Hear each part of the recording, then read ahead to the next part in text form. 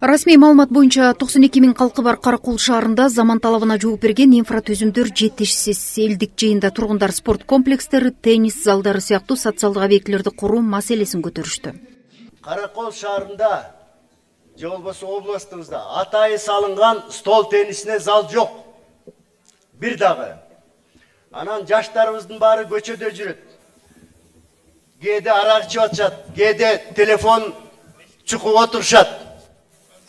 Анан ошол ден соолукту оңдош үчүн, кылмыштуулукту азайтыш үчүн бир зал керек болуп атат окуучуларга.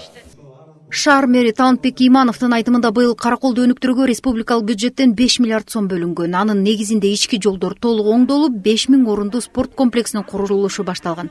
Ошондой эле эс алуу аймактары жаңыланып жатат. Жыйын учурунда көл жээгинде балык улоо менен алектенген тургундар дагы көйгөйлөрүн айтышты. Алар мыйзамдуу иш алып барышса да, текшерүүлөр күчөп жатканын белгилешти. Биз легалдуу түрдө көлгө балыкка чыгабыз. Электронный билет менен.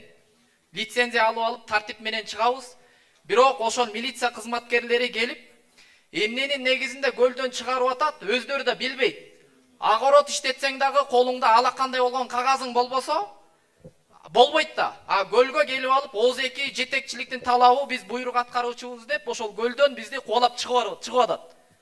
19 апрелден баштап биз 30дан ашык бала лицензиялары күйүп кетти. 413 сомго билет алат, 800 сомго бензин куят. Тамак аш продукты болуп отуруп биз күйүп кеттик ошогочу. Бул боюнча мындай. Силер жана кайык менен уруксат бербейт деп атасыңар. Кайык менен 4 күн мурун эле кармалды. Туурабы? Эки милиция кайык менен барып, балык кармайт деп тор салып кармалышты. Анан ошонун ага чейин да ошондой иштер болуп келген. 3 күн 4 күн мурун да ошондой кармалды. Ошон үчүн тыюу салынып атат. Бул жерде биз кайырмак менен кармайсыз деп коюп тор салып коюп атышат. Жок, чегинде кармай бергиле да башка кандай обязательно кайык менен барып кармаш керекпи? Биз ар бир жаран Кыргыз Республикасынын президентинин жарлыктарын аткарууга милдеттүүбүз. Бул бир эле милиция эмес. Сиз да милдеттүүсүз, бул жердеги жарандын баары милдеттүү. Ошондой эле олутту деген көйгөйлөрдүн бири Ысык көлдүн экологиясы болду. Жайкысын көл үстүндө кайыктардын жарышын өткөрүү жергиликтүүлөрдү түйшөлтүп жатыптыр. Анткени 200 тоннага жакын май көлгө төгүлөрүн жөө келтирген кала тургуну Кыргызстандын Бермети Ысык көлгө мындай иш-чара чоң зыян алып келерин белгиледи. Жарыш боюнча биздин эколог Самат мырзанын фактылары бар. Ошол жарыштын итогунда 75 тонна газ абага чыгып, 200 тонна май көлгө төгүлөт экен. Бул балыктарга, көлгө, экологияга чоң зыян тийгизет деп ойлойм.